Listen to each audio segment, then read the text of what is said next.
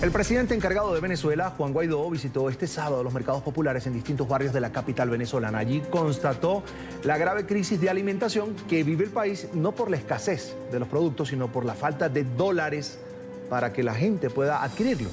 En Caracas está nuestro periodista Luis Laya con el reporte. Luis, buenas tardes.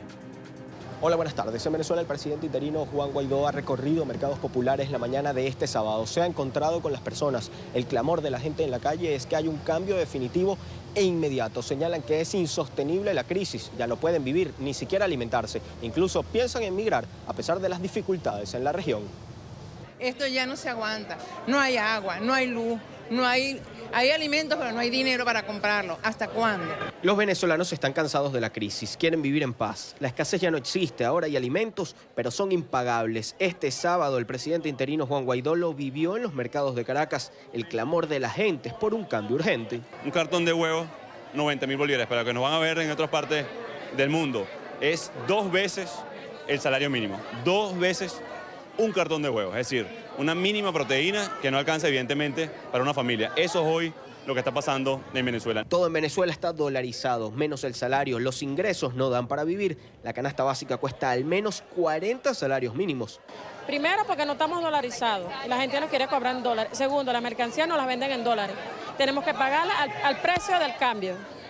Y está difícil. Incluso muchos ciudadanos aseguran que no hay futuro para sus hijos. Se les aguan los ojos al hablar del país y la crisis. Solo ven como salida la migración a pesar de los riesgos que esto implica. El propio Juan Guaidó lo constató de la voz de una madre. Urgente el cambio, urgente.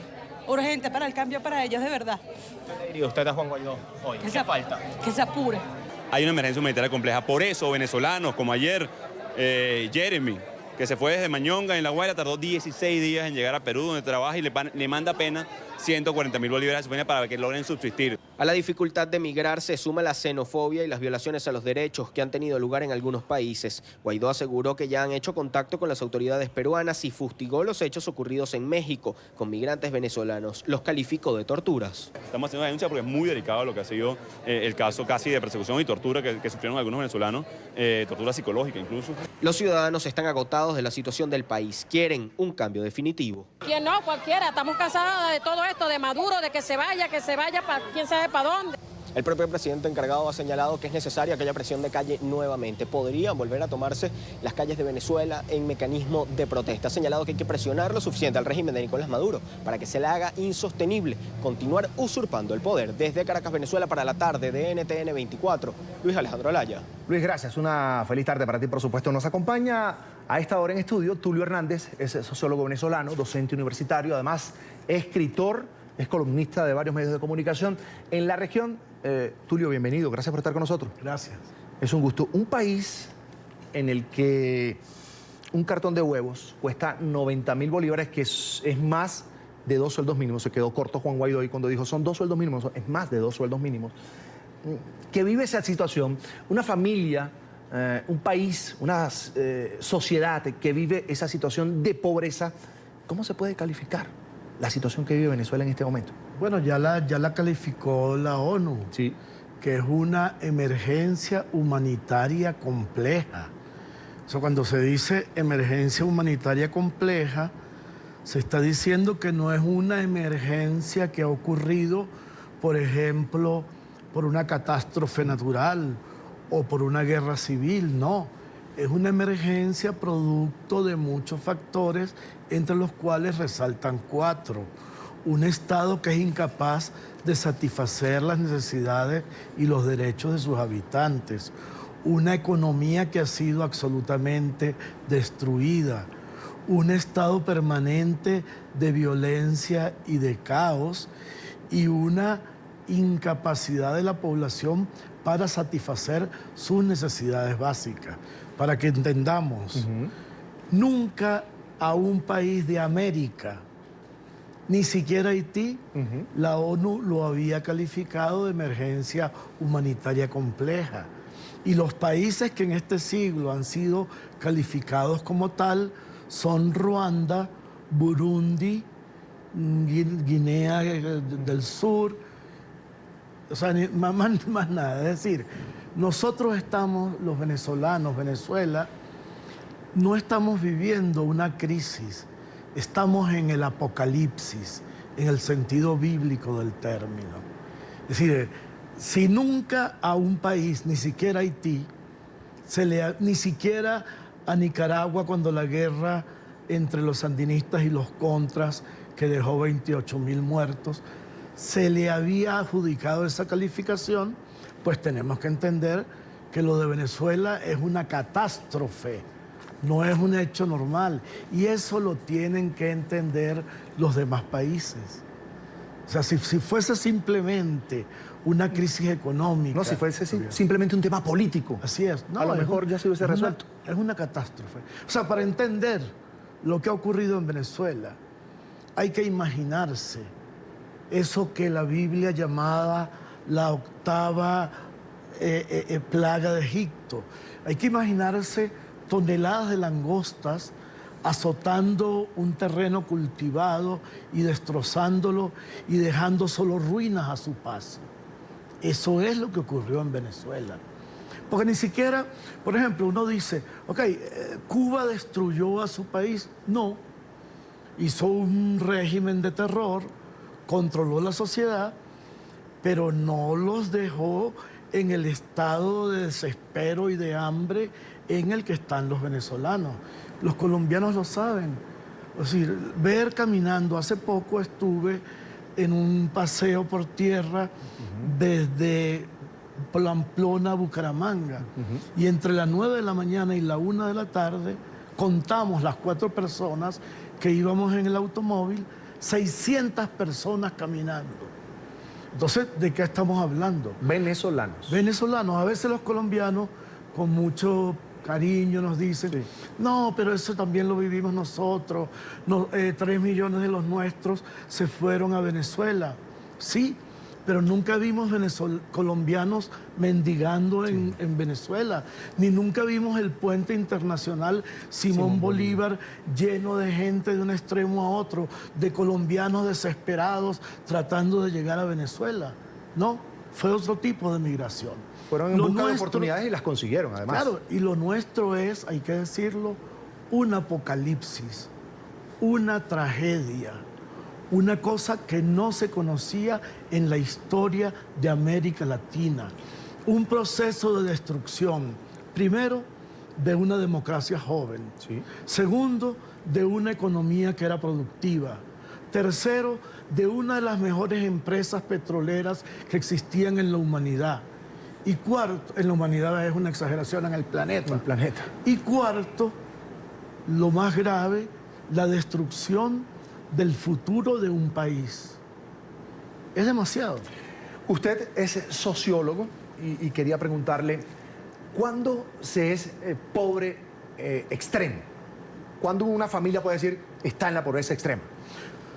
Hay muchos indicadores, ¿sí? Eso es muy complejo, pero hay uno elemental. Cuando sus ingresos no le permiten sobrevivir en el mínimo nivel de lo que un cuerpo humano necesita para no entrar en nivel de desnutrición. Es decir, Venezuela está viviendo ahorita, según Cáritas, una generación perdida, lo que se llama la generación Maduro, que son niños, los que nacieron desde el 2016 en adelante, que más nunca se recuperarán. Malnutridos. Desnutridos. Y serán siempre seres humanos poco competitivos, con poca capacidad para la educación y para el trabajo, porque en los 5 primeros años de su vida, que son los esenciales para formarse, no tuvieron el alimento necesario para lo que un cuerpo humano exige como nutrición mínima. Yo quiero que escuchemos una reciente propuesta de Nicolás Maduro, de esta semana. Esta semana Nicolás Maduro hizo una particular propuesta a los venezolanos y a su equipo. El líder del régimen ordenó a las autoridades educativas instalar huertos y gallineros en escuelas y colegios para paliar así la crisis que enfrenta el país. Dejemos a un lado las diatribas y los conflictos inútiles y concentrémonos en la educación, en la forja, en sembrar paso a paso, sembrar valores. Valga el comentario de la siembra, Aristóbulo. Los huertos escolares, se los encargo a ustedes, muchachos. En toda escuela y liceo tiene que haber un huerto.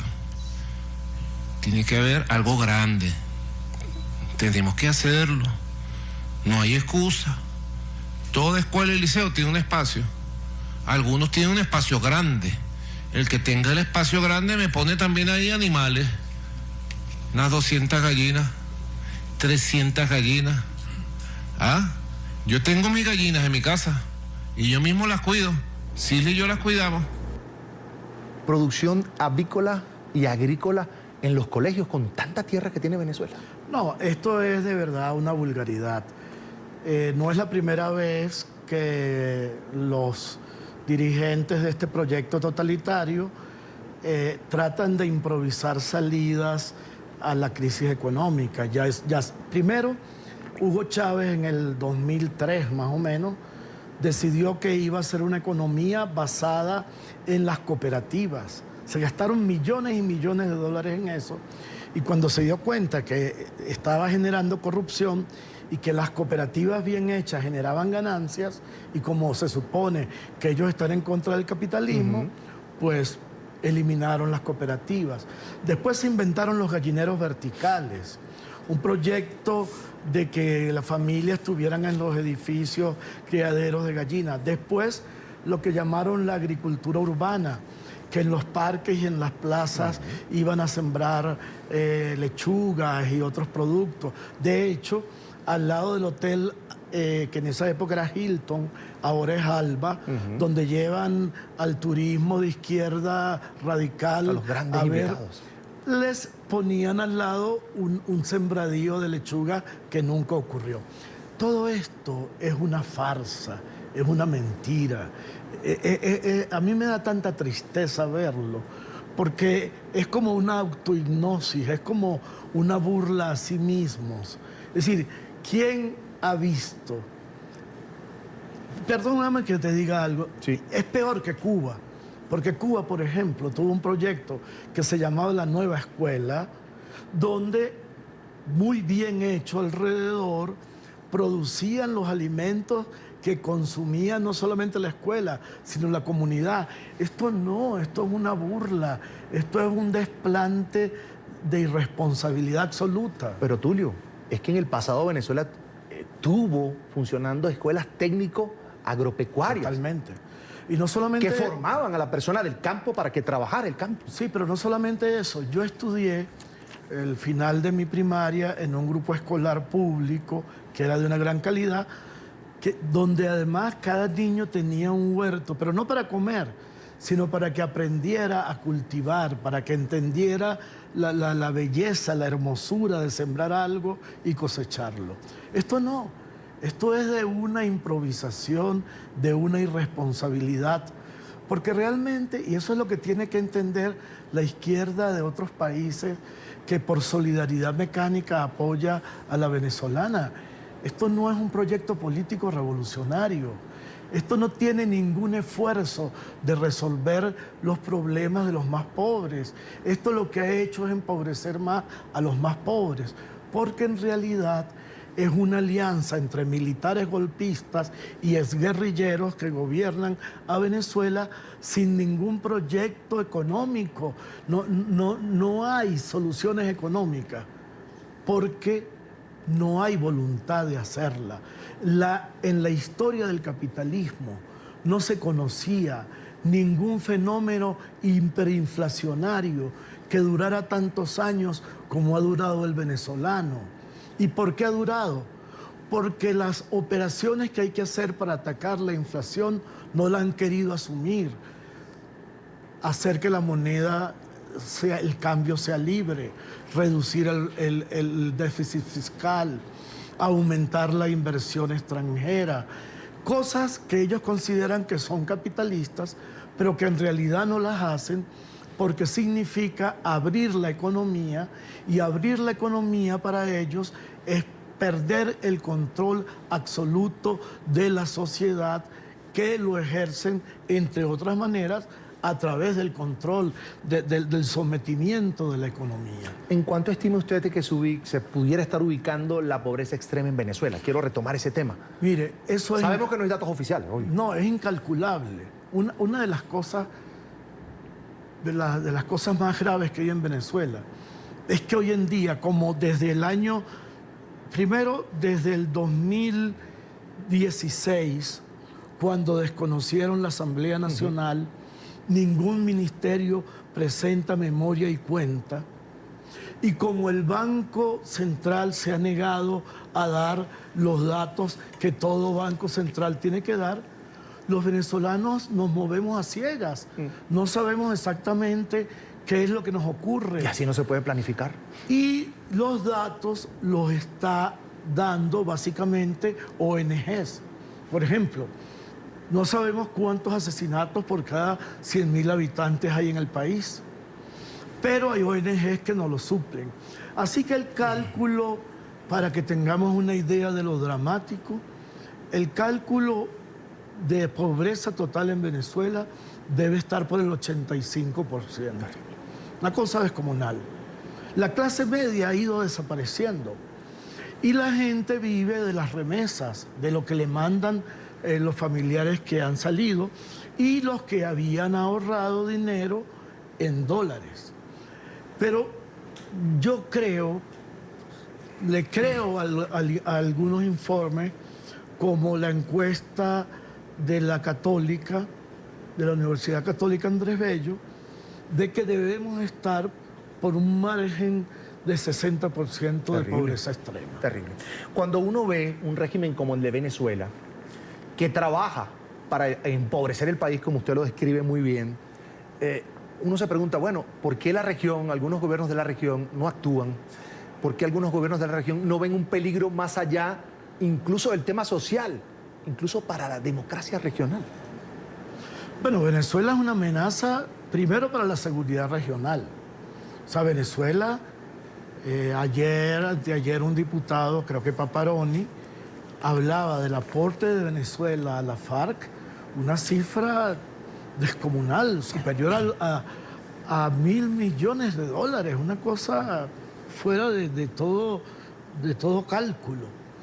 Venezuela además alberga disidencia de la FARC, ELN, Hezbollah, es la pista de salida del narcotráfico de las mafias que operan en Colombia, apoya al Estado Islámico, es el puente de operaciones de Rusia. Es decir, Venezuela de Maduro se ha convertido en una amenaza para la estabilidad de la región suramericana. Eso es muy grave. Pero también en un punto de expansión de los totalitarismos del siglo XXI, que son un fenómeno muy complejo, porque no son como antes producto de dictaduras militares, sino que se puede llegar a ellos por vía electoral. Entonces yo creo que los demócratas de América Latina tienen que dedicarse a estudiar lo que fue el totalitarismo del siglo XXI venezolano, porque es un modelo que puede repetirse en otras zonas, no exactamente, para que exista... Un modelo que genera pobreza, además. Terrible. No es pobreza, es destrucción. O sea, lo que la gente tiene que entender, cuando yo digo apocalipsis, lo digo en un sentido estricto. Es algo que está fuera de los libros, de la historia. O sea, en la historia de América Latina nunca se había visto nada igual. O sea, es destrucción sistemática, ensañada, caprichosa, obcecada, con placer. Porque a ellos no les duele el dolor. O sea, la tragedia de la gente común no les importa. Les importa la ideología, les importa el poder. Entonces, eso es para pensarlo seriamente. Ya para finalizar, un comentario más. ¿Usted cree que así se planificó la llamada Revolución Bolivariana desde que Hugo Chávez se le propuso al país un proyecto de país? ¿O fueron en el camino armando lo que hoy conocemos como esto que te dice, el apocalipsis? No, fue una secuencia de improvisaciones. Ellos creyeron, cuando les llegó el torrente de dólares, cuando el petróleo subió a 140, ellos creyeron que iba a ser eterno. Y como todo mal administrador, malversaron, dilapidaron y sobre todo mataron a la gallina de los huevos de oro. Es decir, destrozaron a PDVSA. Hoy deberíamos estar produciendo 5 millones de barriles diarios y ya vamos por 600. Colombia Está produciendo más. produce más que nosotros y produce más que nosotros y cada vez con una empresa y con una economía petrolera mejor pensada. Entonces, el chavismo se enloqueció, pensó que con tanto dinero podía financiar 4 cosas.